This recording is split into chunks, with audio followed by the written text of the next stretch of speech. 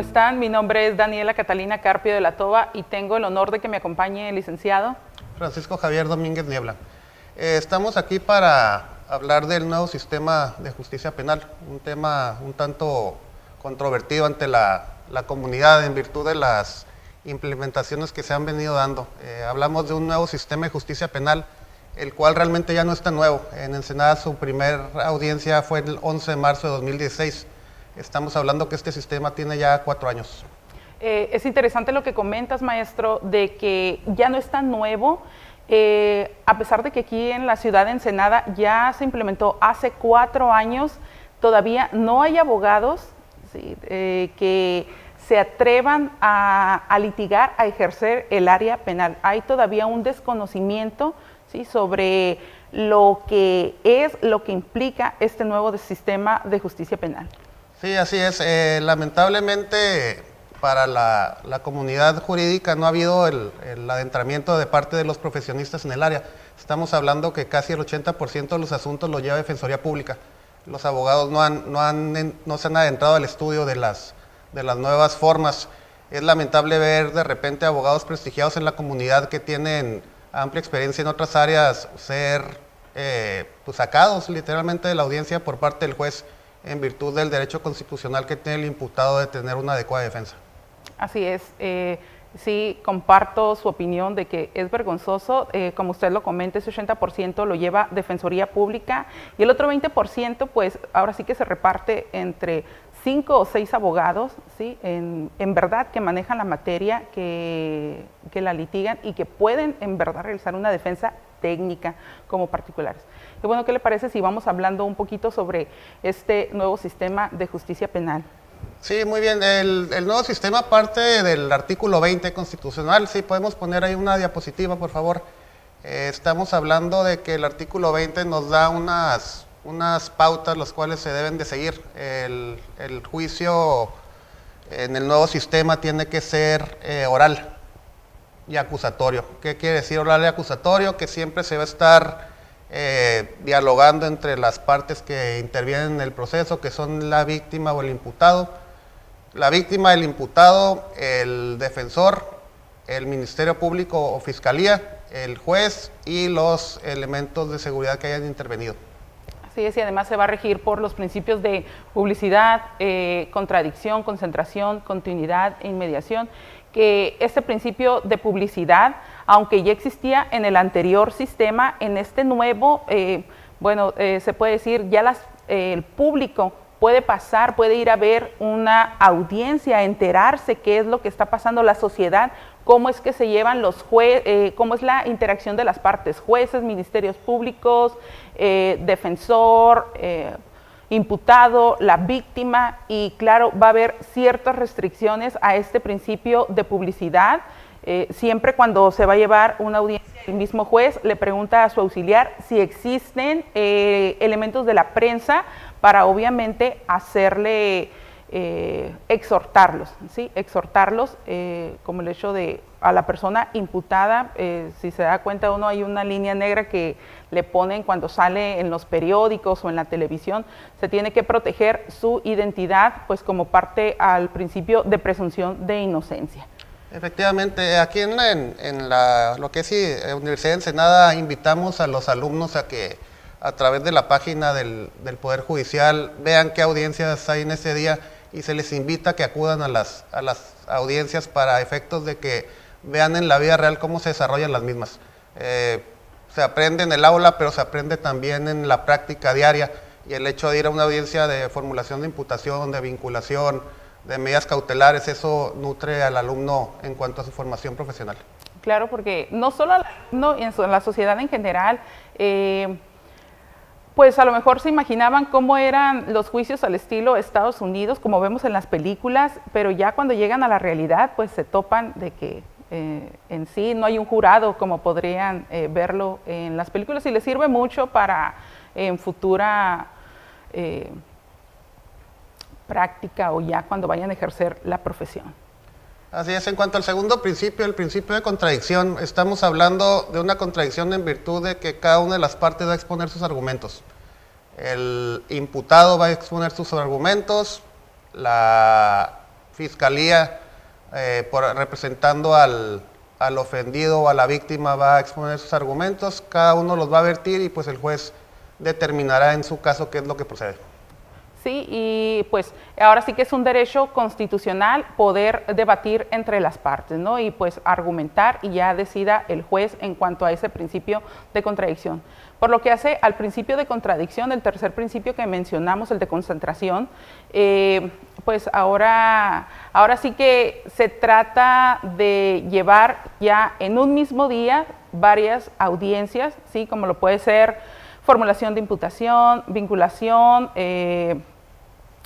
solicitud de medidas cautelares, plazo de cierre para la investigación, todo eso en una sola audiencia. Claro que si se va a acoger uno a los principios constitucionales para tanto el imputado como el defensor ampliar el término para ofrecer datos de prueba y normar pues convicción en el juez para obtener un auto de no vinculación a proceso, bueno, claro, ya se diferiría en lo que es el término de 6 días o 144 horas para poder resolver sobre su situación jurídica. Pero se trata todo de que en una sola audiencia se lleven varias, no como en el anterior sistema, que para poder llegar a lo que sería la apertura a juicio tardaría hasta 2, 3 semanas para que se pudiera enterar, ¿sí?, las partes de lo que sucedería. Eso es una de las virtudes de este nuevo sistema. Así es, en cuanto al cuarto principio, el de continuidad, es que tiene que haber un orden y una secuencia. No puede llevar primero la audiencia de medidas cautelares sin llevar primero la formulación de imputación, por decir un ejemplo. Tiene que haber un orden y tiene que ser secuencial para respetar el principio constitucional. Y por lo que hace ya al principio de inmediación, pues este principio ahora sí que es muy importante. El juez, consiste en que el juez debe de estar presente en todas las audiencias, situación que no ocurría en el anterior sistema, que todo era llevado por los secretarios de acuerdos, ellos eran los jueces del proceso, y en este nuevo sistema ya tiene que ser el juez el que tiene que estar atento a lo que están argumentando las partes, ¿sí?, para poder él valorar, ¿sí?, con su libre valoración y principios de la lógica y máxima de la experiencia, y pueda emitir una resolución. Así es, pues vamos a entrar ya en sí en lo que es el proceso. Partiendo de una situación aquí en Ensenada, si ponemos la diapositiva, por favor. Estamos hablando que esas cifras son sacadas de la página oficial de la Fiscalía General del Estado. Es la incidencia delictiva reportada al 911 durante el mes de enero. Estamos hablando que en enero de 2020 se reportaron 1,037 llamados. No quiere decir que todos hayan sido delitos, algunos pueden ser faltas administrativas, pero estamos viendo una situación de que se está generando delincuencia en la comunidad. Hubo un 9% de reducción en cuanto al año previo, que es 2019, pero estamos viendo ahí la situación, los picos, se infringe más los días miércoles, hay un pico a las 10 de la mañana, en la cual la zona centro, la Popular 89, Valle Dorado, Chapultepec y Los Encinos son las incidencias las colonias con mayor incidencia. Vamos a entrar directo a lo que es el proceso. ¿Cómo empieza el proceso? Con una etapa inicial que es la etapa de investigación. La etapa inicia con una denuncia o una querella por parte de la víctima o el ofendido. En casos de que el Ministerio Público investigue y demás, y se genera ahí la situación de que se llegue a pasar con el juez, entramos a una audiencia de control de detención. Okay, muy bien, ya en el control de detención, pues el agente del Ministerio Público va a justificar por qué detuvieron a la persona, si fue detenido en flagrancia. El juez va a analizar lo expuesto y si él considera que sí se realizó bien la detención por parte del agente del Ministerio Público, va a ratificar esa detención. ¿Sí? Así es, si en dado caso que se ratifique, pasamos a la audiencia de formulación de imputación, en la cual básicamente se le está diciendo a la persona: tú eres el imputado en virtud de este hecho. Tú eres el imputado por haber robado el local comercial ubicado en tal parte de la ciudad. Así es, y pues se le dice que se le va a realizar una investigación. Entonces ahí el juez le va a preguntar al imputado si es su deseo declarar y él le va a contestar si quiere hacerlo o no. por lo general no declaran y pues es ahí, ahora sí, donde el agente del Ministerio Público va a pedir permiso para hacer la vinculación, la solicitud de vinculación a proceso. En dado caso que se llegue a esa etapa del proceso, entra la audiencia de vinculación. Esta audiencia es importante en virtud de que es, como comentaba la licenciada, se puede solicitar la prórroga de plazo para presentar pruebas. Aquí es muy importante la formación del alumno para que sepa dónde buscar y qué pruebas puede aportar. Es importante desde la llamada de origen, a qué hora se reportó el hecho, qué elementos acudieron al lugar, qué fue lo que reportó la persona que hizo el llamado, en virtud de analizar si lo que viene en el informe policial homologado es apegado a la realidad. Ver horas, ver si la detención fue apegada a los hechos.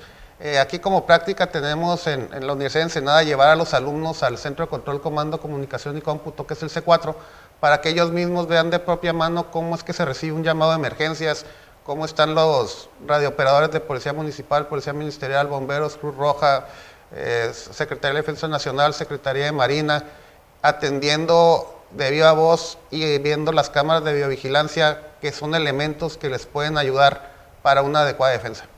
Así es, y fíjese, es muy importante, maestro, lo que usted comenta sobre la intervención que puede tener, sí, los informes que se piden a C4. Voy a recordar una anécdota, fue un homicidio que sucedió en 7-Eleven, que se encuentra en Boulevard frente a la Marina, allá por finales de enero, principio de febrero del 2015, donde estaban involucradas 3 personas y ahora sí que las defensoras ampliaron el término, ofrecieron sí, el informe de C4, los videos, donde uno de los participantes, 2 de ellos en verdad sí participaron, la otra persona detenida no tenía nada que ver y debido a el informe, los videos que remitió C4, se pudo demostrar la inocencia y pues ahora sí que la persona salió en libertad y se evitó estar 22 años aproximadamente de prisión. Sí, así es una fuente bastante importante de información el Centro de Control, Comando, Comunicación y Cómputo. En dado caso que se vincule a la persona, pasamos a la audiencia de medidas cautelares. ¿Qué son las medidas cautelares? En el sistema tradicional hablábamos mucho que si se da la fianza o no se da la fianza, eso es algo que preguntan los alumnos mucho, ¿no? ¿Alcanza fianza? En este nuevo sistema hay una audiencia, si nos vamos a la diapositiva, por favor, que se llama medidas cautelares. En las medidas cautelares el juez va a determinar a petición del Ministerio Público cuáles son las situaciones que le deben poner al imputado principalmente para que no se sustraiga la acción de la justicia. Viene en el artículo 155 del Código Nacional de Procedimientos Penales, que son 14. Son 14 hipótesis en las cuales se puede interponer una medida cautelar. Las básicas pues las estamos viendo en pantalla. Puede ser la presentación periódica ante el juez, que sea una firma semanal, quincenal o mensual. Se da mucho en las situaciones de violencia familiar, que no te acerques a la pareja. Y la que se da en determinada situación es la 14, que es la prisión preventiva, cuando se trata de delitos graves que establecen el artículo 19 constitucional. Y lamentablemente se da muchas veces en delitos menores cuando la persona no tiene el arraigo, porque se puede sustraer de la acción de la justicia. Así es, efectivamente, maestro, como lo comenta, en las medidas cautelares, aún así como nos marca las 14, hay veces que cuando en la investigación desformalizada ante la agente del Ministerio Público, el imputado cumplió, asistió a todos los citatorios que le emitía el agente del Ministerio Público, se demostró arraigo en la ciudad, es decir, que tenía un domicilio, que tenía un empleo, y no solicita medida cautelar, sino simplemente se presente cuando sea llamado. Ahora, como usted lo comenta, si no puede demostrar el arraigo en delitos que no ameritan una prisión preventiva oficiosa, pues ahora sí que desgraciadamente se pide lo que es la prisión preventiva. Así es. Ya por último, en la primera fase del proceso, que es la etapa inicial, que es la investigación, se va a dar un plazo para el cierre de la investigación. Si el delito que se está procesando no excede los 2 años, se dan hasta 2 meses para investigar. Si el delito excede la pena de 2 años, se va a tener hasta 6 meses para realizar la investigación. ¿A qué nos referimos con investigación? Entrevistar policías, entrevistar paramédicos, recabar videovigilancia, ver peritajes, cuestionar a los peritos, ver todo tipo de prueba que pueda auxiliar a la defensa. Entre ellos también recabar pues testimonios, personas que estuvieron quizás presentes en la comisión del hecho, recabar pues como ya lo comenta, periciales para poder prepararla. Por lo general cuando sucede el plazo de investigación, pues el agente del Ministerio Público pide una fecha, el defensor puede estar de acuerdo o pues atendiendo a que si su cliente va a estar en prisión preventiva, pues cuando amerite el delito, puede pedir que no se vaya a el tiempo que está pidiendo el agente del Ministerio Público, sino que el juez pondere y pues sea en un tiempo menor. Así es. ¿Qué se busca en este plazo de cierre de investigación? Por ejemplo, si se va a entrevistar a un policía, ¿qué se hace? Pues pides informes a la sindicatura para ver cuál es el historial laboral de este agente. Si tiene antecedentes de falsedad ante la autoridad, de cohecho, de abuso de autoridad, puede darte una pauta para saber que el parte está mal realizado. Si te toca un peritaje en tránsito y resulta que quien realizó el peritaje no es perito y es licenciado en educación preescolar, por ejemplo, no tiene la capacitación, uno puede impugnar. Se pueden solicitar videovigilancia, se puede solicitar cualquier tipo de prueba. También es importante respecto al imputado pedir sus antecedentes en la unidad de medidas cautelares para saber si tiene un antecedente criminal relacionado al hecho que se le esté imputando para que de ahí te dé una pauta. Así es, y también como parte dentro de este plazo de investigación, si lo amerita, se puede llegar a lo que es una solución alterna. Así es, si vamos a la diapositiva, por favor. Hay 2 formas de solución alterna. Las prevé el Código Nacional de Procedimientos Penales. La primera es el acuerdo reparatorio. La segunda, la suspensión condicional del proceso. ¿Cuándo procede el acuerdo reparatorio? Cuando son delitos culposos, cuando son delitos patrimoniales en los cuales no se haya ejercido ningún tipo de violencia, y cuando sean delitos por querella. Se puede llegar ahí a un acuerdo reparatorio. Por ejemplo, yo tengo un accidente vehicular, los daños ascienden a 4,000 pesos, no hay una situación de dolo, no hay una situación que sea delito de oficio, yo puedo ir con la persona, pagarle los 4,000 pesos, me retiran la denuncia y no me queda ningún antecedente. Así es, y otra solución alterna es la suspensión condicional del proceso. Cuando el imputado no reúne los requisitos para llegar a un acuerdo reparatorio, puede optar por la suspensión condicional del proceso, que también es para un delito no tan gravoso y tienen que tener como característica de que la media aritmética no exceda de los 5 años de prisión, se le haya dictado ya la vinculación a proceso y no haya celebrado otra suspensión condicional del proceso. Entonces, a pagar también igual cuando existe la reparación del daño, pues ahora sí que tendría que cubrirla y puede ser de 6 meses a 2 años y se podría duplicar a consideración. Así es, y también que no haya una oposición fundada de la víctima. ¿Qué es el término medio aritmético? Sumas la pena mínima con la máxima. Por ejemplo, el feminicidio es de 20 a 50 años. Si las sumas te dan 70, la media aritmética son 35 años. El daño en propiedad ajena es de 6 meses a 3 años. Si las sumas te da 3.5, no excede, lo divides entre 2, te da 1 punto y fracción, ahí sí alcanzas la suspensión condicional. Y la última forma de poder llegar a un arreglo es el procedimiento abreviado. Así es, en el procedimiento abreviado, dependiendo del delito y si la persona no ha cometido otro antecedente, no tiene un antecedente penal, si es primo delincuente y se garantiza la reparación del daño, pues podemos llegar a obtener penas hasta la mitad o una tercera parte. Entonces, pues son ahora sí que benevolencias de este nuevo sistema. Así es. Si nos vamos a la diapositiva, por favor. Aquí en el procedimiento abreviado, en palabras simples, es cuando el imputado acepta su culpa y se hace un trato entre el Ministerio Público, que es la Fiscalía, y la Defensa. Si te tocan 20 años de prisión, llegas a un acuerdo, te imponen 10, 12, 14, según el acuerdo que se llegue. Le ahorras una carga al Estado en cuanto al al desgaste de la Fiscalía y en cuanto al desgaste del tribunal, y se da una pena mínima. Así es. Entonces, ¿qué es ahorita en la actualidad? Es por lo que se ha optado, por soluciones alternas y procedimiento abreviado.